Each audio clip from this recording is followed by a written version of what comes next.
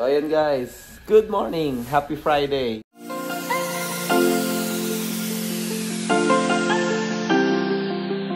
So today is Friday, 6:10 a.m. So ayan, paano ba umpisan to? Ayan. So another weekend vlog for us. Medyo madilim pa guys, and yung boses ko medyo mahina dahil tulog pa sila. So yeah, currently it's 6:10 a.m. and it's Friday, last day of work. So ayun, gagawin natin today is meron tayong party na pupuntahan, or dinner party again, para nung ginawa kong last time nung Christmas. And for today, parang team party to sa work namin. And ayan, medyo hindi maganda start ng Friday natin kasi pakita ko sa inyo guys. Ayan, uy, may nalaglag. Ayan, may kita nyo guys, oh. Ayan.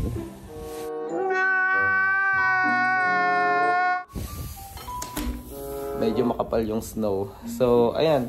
I think normally dapat ang biyahe ko lang is mga 40 to 45 minutes. Pero today parang nasa 1 hour. Kasi grabe, ang kapal ng snowstorm dito ngayon sa lugar namin. And, ayun, simula na naman tayo mag-vlog ngayon, and it's Friday, umpisan natin. Marami tayong gagawin this weekend guys. Una ngayong Friday is yung party nga na pupuntahan natin, or dinner party. And next is ating Saturday, kahit malamig na dito, or siguro Friday kasi yung bagyo so Saturday wala na, is pupunta naman tayo sa Shed Aquarium. May papasyal namin tayo doon. Papasyal natin yung mga bata, and sama na rin kayo. Ayun. And Sunday, umpisa na naman ng another liga na sasalihan natin. So nag-enjoy tayo nung una dahil nag-champion tayo doon. So ayun, samahan niyo lang kami this weekend. And 6:10 na, baka malate na ako na ito. Alright, see you later guys, bye. 2,000 years later. And ayun guys, tan-tadadan, susugod tayo ngayon sa bagyo. Ayan. So, makikita nyo, nag-start pa lang to, pero ayan, medyo makapal na. So, buong araw to guys. So, expected 10 to 11 inches yung snow. So, mataas-taas siya para sa amin guys. And ngayon, maybe itong weekend na to mapapakita ko sa inyo paano mag-shovel and gamitin yung electric snow blower. Mamaya update ko na lang kayo after work, or pagpapunta na ako dun sa party. Ayan, subukan natin mag-vlog dun. Ayun, let's go, bye. So ayun guys, driving na tayo ngayon papuntang work. And sorry, driving vlogging muna tayo ngayon dahil wala pa akong mount para makaharap ko sa mukha ko yung camera. Pero ayan, at least nakikita nyo yung daan and paano yung pagdadrive dito sa Amerika ng may snow, and especially may snowstorm. So snowstorm to guys. So matinding pagbaksak ng snow plus yung hangin, so tuloy-tuloy na to. Pero yung lamig nasa I think for today, I think it's gonna be like nasa 12 degree Fahrenheit, tapos 27 degree Fahrenheit yung pinakamainit. So I don't know, convert natin to Celsius yan. Ayan. And ayan, so ang pinakamalamig pa na dadating ngayon is this Saturday. So this Saturday pa siya lalamig kasi for sure nakabaksak na yung mga snow, and yeah, lalamig yung paligid. Paano nga ba ang gagawin pagka meron ditong snow?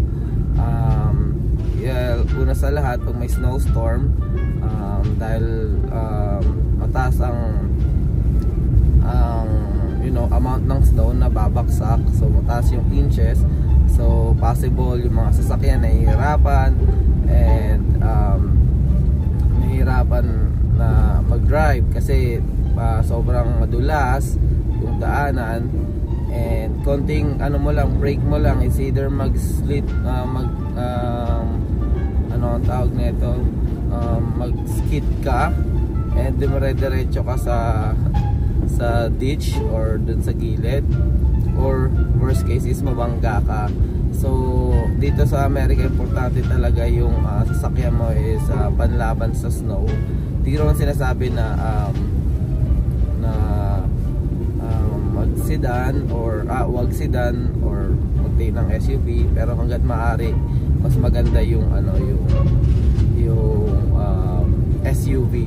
Isa sa importante pag drive ka, pag napunta ka dito sa US guys, tayo mga Pilipino is hindi pa tayo sanay sa snow, is yun nga, suggest ko or recommended ko yung SUV or 4-wheel drive. Mahirap pero pag sedan kasi okay siya sa summers pero pwede naman, naman yung sedan na mga kotse o mga tama. Pero kasi pag ganitong snow na, minsan na-stranded ka na. Naranasan ko yun dahil meron ako dating Hyundai Elantra. Oh my god, ilang beses akong nalubog sa snow. And then pag nalubog ka na, that's it. Hindi ka na masyadong hindi ka na makagalaw. It's either pataw ka or maraming tutulong sa'yo sa paligid na magtulak or mag-ahon sa'yo sa snow. Dapat yung sasakyan mo well maintained, kasi especially yung gulong, kasi yung gulong importante dito sa winter. So yung gulong ko naka all season tire. Hindi pa nga ako naka winter tire, pero mostly nagpapalit sila ng winter tire sa Canada or dito pagka nag-i-snow. Malaking tulong kasi makapit. Pero sa akin never ko pa, hindi pa ako nag-winter tire puro ako all season na tire. So para hindi na ako magpapalit-palit. So far so good naman yung yung tire natin. Tapos sa pag-drive, kailangan super ingat ka mag-drive. So kasi sobrang dulas to guys. Actually itong ganitong snow na bagsak, medyo okay pa to. Yung pagka yung nag-melt yung snow and then bumaba yung yung temperature, ayun, dun kayo sobrang ingat kasi yun yung tinatawag nilang black ice. So yung black ice na yun, grabe, kahit mag-brake ka minsan, pag nag-brake ka, di kakagat, dudulas ka lang ng dire-diretso. So kung di ka maingat, it's either bumangga ka or mapunta ka sa sa ditch or dun sa gilid na tulad ng sinabi ko, and ma-stuck ka dun. So yun yung mga dapat nyo bantayan. And syempre yung pag magte-turn ka sa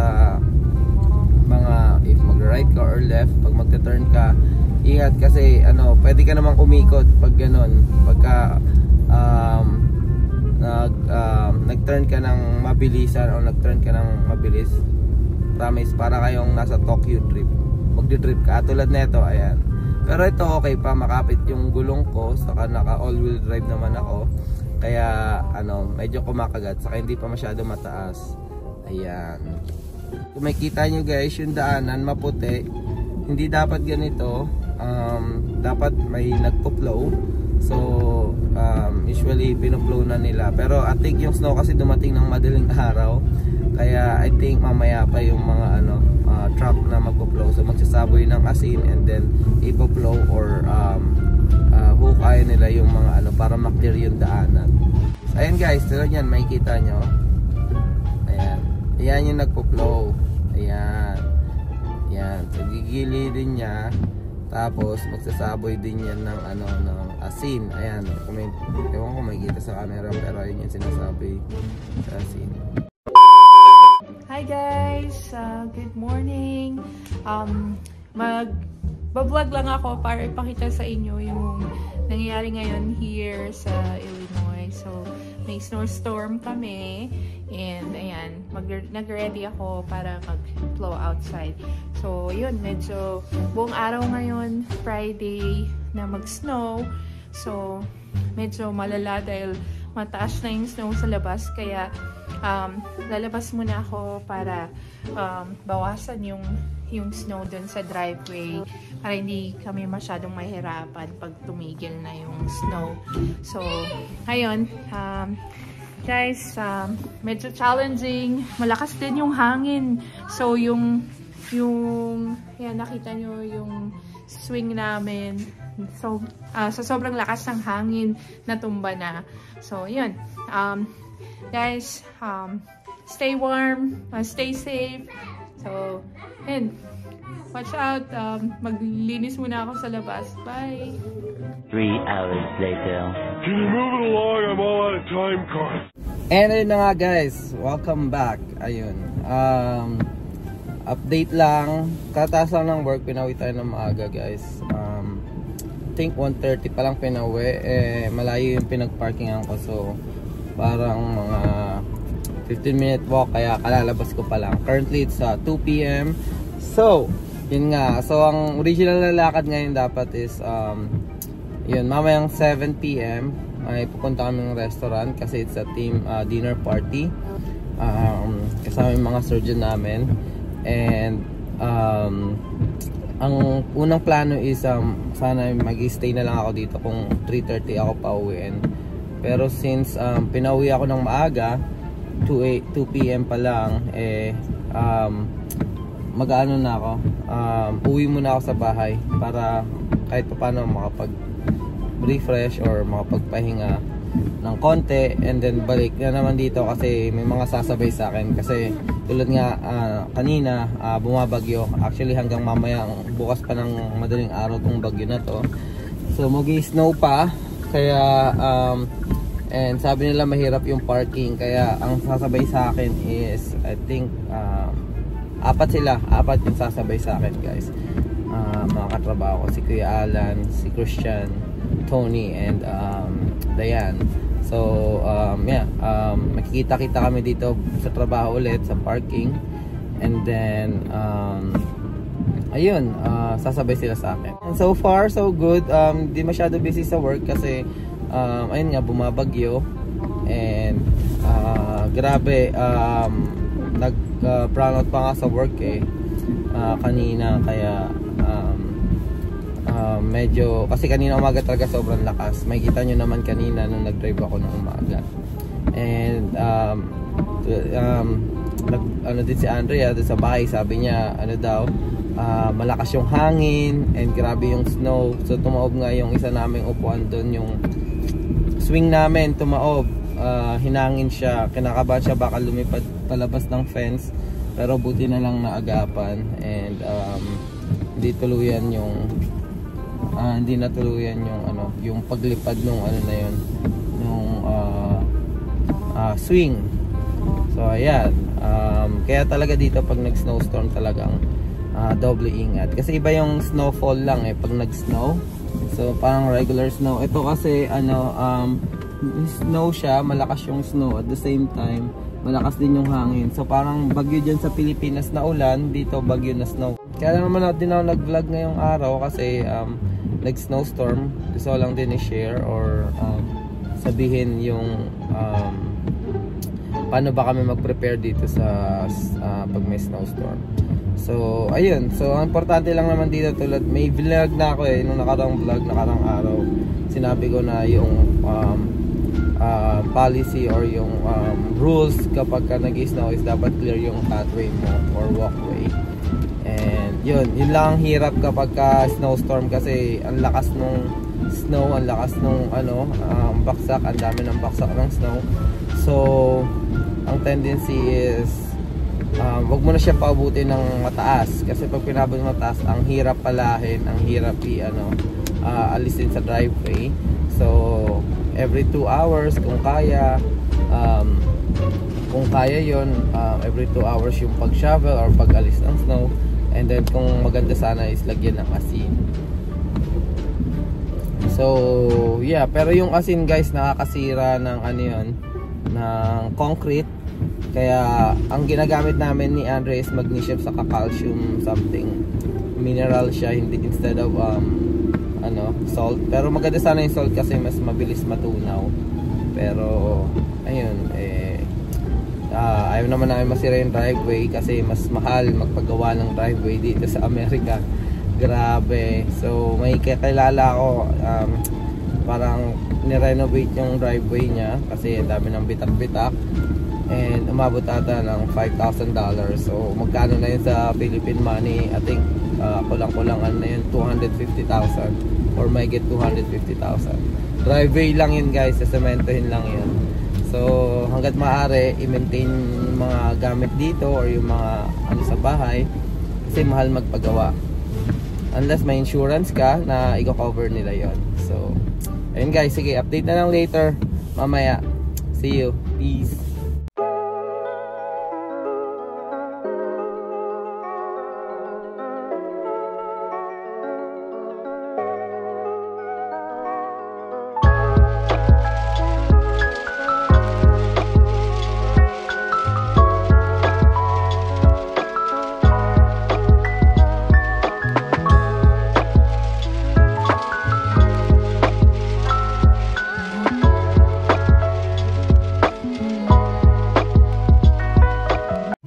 And ayun guys, palis na naman ako. Sorry hindi na ako nakapag-vlog kanina kasi pagdating ko nakatulog ako agad. Ayun, nakatulog ako agad kaya inaantok ako kasi maaga ako nagising. Kita nyo naman sa vlog kung ano oras ako nagising. Ayun, so ayan, nag-ready na tayo. Papunta na tayo ngayon sa downtown. And I think 7 PM pero maraming sasabay nga sa tulad ng sinabi ko, kaya susundin ko muna sila dun sa pinagtatrabahuan namin, tapos sabay-sabay na kami alis. So ayun guys, update na lang. See you, peace, bye. And ayun na nga guys, ito, driving na tayo, papunta na tayo dun sa work or dun sa workplace ko kasi nga magsusundo tayo. So bagyo pa rin ngayon, so dapat kasi ika-cancel na to kaso marami pa rin or majority pa rin is pupunta. So tinanong nila ako kung gusto pumunta, sabi ko kung majority pupunta na din ako. So ayun, yung iba di na nagdala ng sasakyan, makikisabay na lang. And sabi nga, syempre pag pumunta ka sa downtown Chicago, ang kalaban mo talaga doon is yung yung parking. So yung parking, napakahirap kasi street parking yun, saka city kasi yun, kaya maraming sasakyan, and it's Friday night, and I know kahit bagyo sometimes puno sa downtown ng Chicago. Update na lang later guys, see you, bye. 2 hours later. Staff of our systems like you guys have. A lot of times you're dealing with like, you've got your doctor, you've got one nurse, and that's it, you know, and so the Go Salem, go Salem, go Salem. Tell them if they ever need a scraper. I got it. Don't worry about it. See what Salem's like scraping in there.